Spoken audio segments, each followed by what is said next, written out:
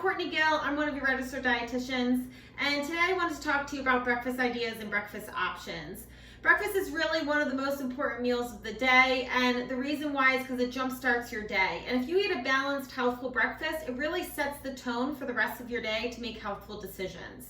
With all of us being at home the last few months, breakfast has become more of a sit-down meal versus a quick grab out of the house option. So I wanted to talk to you about some ideas that can help you make sure that you're choosing well-balanced breakfast that's keeping you full and satisfied for at least 3 hours. If you've taken any of my classes before or watched some of the previous videos on meal planning, you know that a well-balanced meal needs at least 3 of the 5 major food groups.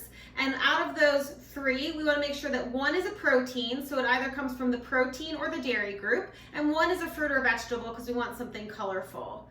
If you choose grains as your 3rd food group, make sure that you're choosing a whole grain. It really helps to keep you more satisfied. Look at the back of the labels. The easiest way to know if it's a whole grain is if it's got at least 3 grams of fiber per serving, and then you know it is a great choice. So for things like your tortillas, your wraps, breads, bagels, English muffins, your cereals, oatmeal, anything in that category, look at the dietary fiber. All right, so now we've got the basics down. I just want to talk a little bit about combinations and some that are my favorite meal ideas, and hopefully they can get you started with some ideas of your own. So obviously eggs are tried and true for breakfast. It's the most popular protein choice for people, and eggs are really a great option. Just be mindful of the amount of saturated fat that is in the yolk. So if you're watching your calories or you're watching your fat intake, you just want to limit it to 1 yolk per meal. So typical adult, I typically recommend 1 egg plus 2 whites would equal out to be a good low-fat, high-protein serving. But you can certainly do 2 whole eggs if you are only doing eggs every other day. If you do egg whites, it's half a cup serving. So ideas for eggs, obviously scrambled and omelets is easy and something that you already know how to do. But other things that you can do specifically ahead of time are making things like frittatas and making quiches. You can do little mini frittatas. This is a favorite in my house. I use the cupcake tins. I just spray them real good with the olive oil spray, or I'll use the cupcake liners. And you just make your individual portions. So you put in your egg mixture, whether it's whole eggs or your egg whites, and then you add in whatever vegetables you want. And this is a great kind of use up whatever's in the fridge meal idea. So you can add in, anything that you cooked for the night before: spinach, broccoli, asparagus. If you got tomatoes, tomato season is coming. There's going to be lots of tomatoes you can add in, any herbs that you love, and then any of your favorite cheeses, breakfast meats. You kind of just put in what you like, and you can vary it. So if you make a bunch of these ahead of time, you can freeze them or just keep them in the fridge in a Tupperware container for up to like 2 or 3 days. Other things with eggs, I always boil off an 18-pack of eggs in the beginning of the week, just so that I have them on hand for snacks or for a quick breakfast. You can take the hard-boiled eggs and you can toss them in the salad through the week, but for breakfast, you could just chop them up. You could make a little egg salad and put that onto an avocado toast. You could just have them hard-boiled and then have it with a slice of whole grain toast and a piece of fruit, and that's a well-balanced breakfast. But once they're done, and you peel them and they're in a Tupperware container, they're good for 4 or 5 days, and it's great to kind of just have in there as a quick grab. So some of my favorite brands are Flat Outs. They're really great, specifically if you're doing an open face like pizza or breakfast pizza. These work really well because they're a little bit thicker in the shape. The La Tortilla factories are really great. They're about 60 calories for the smaller ones, and they've got a decent amount of protein and fiber. Or the other one that I like is Tomorrow's brand. And all these are typically in the deli section of your grocery store, but all are really great options. Another great protein option for breakfast is obviously dairy. We know that that's a go-to for breakfast time, whether it's yogurt, milk, or cheese. Make sure that you're choosing low-fat or non-fat options when you can, just to keep that protein lean.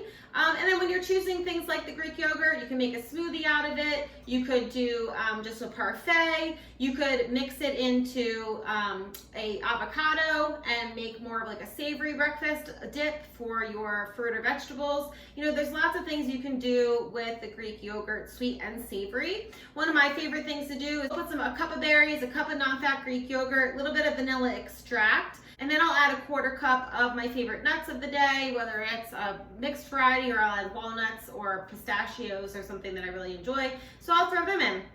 And that's a well-rounded 3 food group breakfast as well. Other than that, toasts are really popular, so any kind of variety, sweet or savory. So if you're using toast, just make sure that you're choosing a bread that is at least 3 grams of fiber. You can switch up the bases for any of your toasts. So sometimes I use the brown rice cakes or the whole grain breads. Sometimes I'll use the whole grain English muffin, the light one that has 8 grams of fiber in it. It's super filling.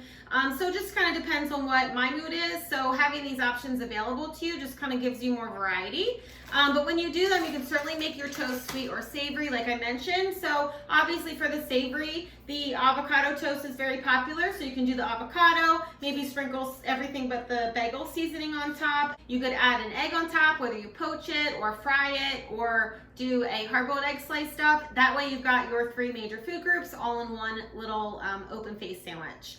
You can also do a sweet side of the toast. You could use chocolate peanut butter. So this is my favorite peanut butter and company. This is dark chocolate. This is great because it's got really low added sugars. It's only got 6 grams of added sugar. And I always like to tell people to stay as close to 5 as possible. So this is a lower sugar chocolate peanut butter option if you like Nutella.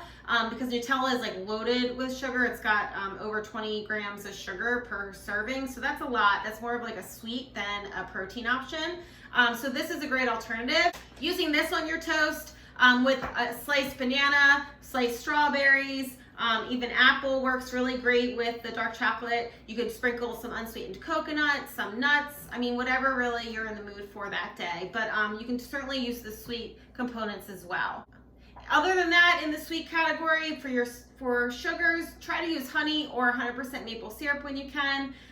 Jams, 100% fruit spread would be great. So if you use 100% fruit spread with some peanut butter and maybe a banana on top, it's kind of like a PB&J open face, you know, so the sky's the limit. You just have to get a little bit creative. Things like my smoothies, I might want to bump up the protein with my protein powder. When you're looking for a protein powder, just be mindful of the ingredient list. You want to really know what's in there. So just look at the ingredient list, make sure that you know what the ingredients are, that you're familiar with them. Look for one that doesn't have any added sugars, minimal fat. And when they don't have any added sugars, be careful that they don't have a lot of sugar alcohols, and that's something that ends in OL, xylitol, mannitol, sorbitol, or any added sugars that you're not familiar with, like sucralose.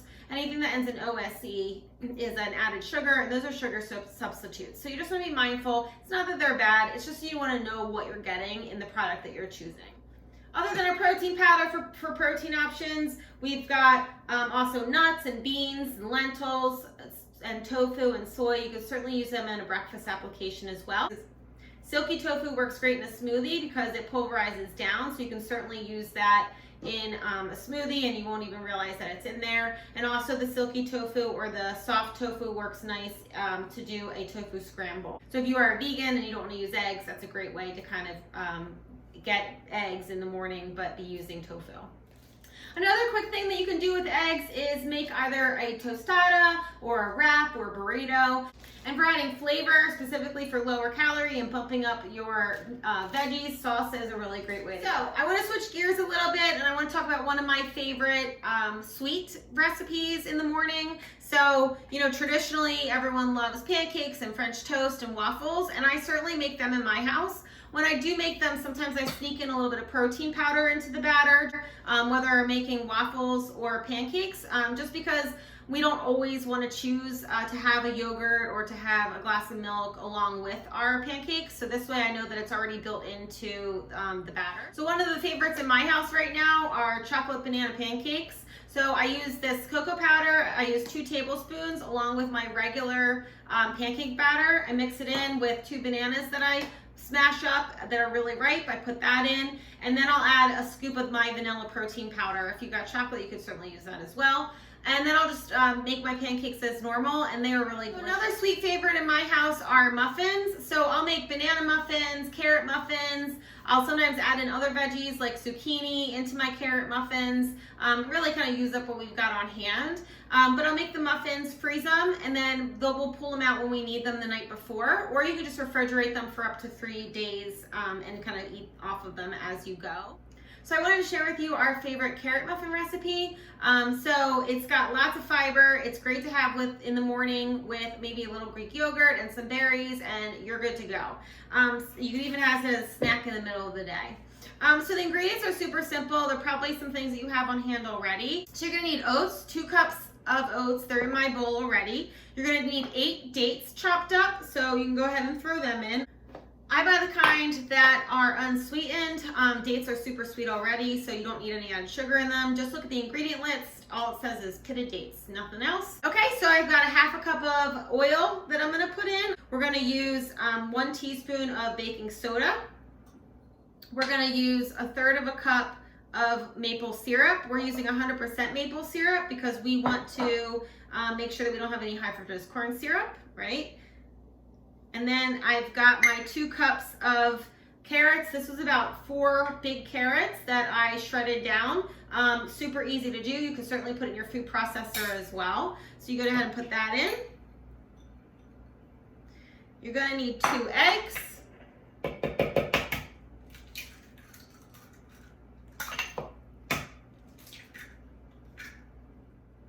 So I've already added a pinch of salt and 1/2 teaspoon of my cinnamon. You can certainly add nutmeg too, or any other spices that you love. If you like to add raisins, you could add that. I'm not gonna add that because I already have the dates in there and I think that's enough, but if you like it chewy, you might wanna add in the raisins. I'm gonna add some walnuts. It's about 1/4 cup chopped walnuts. You certainly don't have to add the walnuts. And that is all of the ingredients. So I'm gonna blend this. You can blend it in your blender if you got a good strong blender or in the hand mixer. And then once it comes together, we're gonna put it into our cupcake tin. We're gonna bake it at 350 for 15 to 18 minutes, and then we'll pull them out. Okay, so our muffins came out of the oven. They took about 16 minutes. They smell super yummy. And you can see there, you can see a little bit of carrot. All right, that's it for me today. I hope you guys test out my protein carrot muffins for breakfast or for any time of day for a snack. I'm gonna go ahead and have mine with some Greek yogurt and a peach because it's peach season. There is a handout that goes along with this video if you need some more recipes or ideas. I'll see you guys. Have a great day.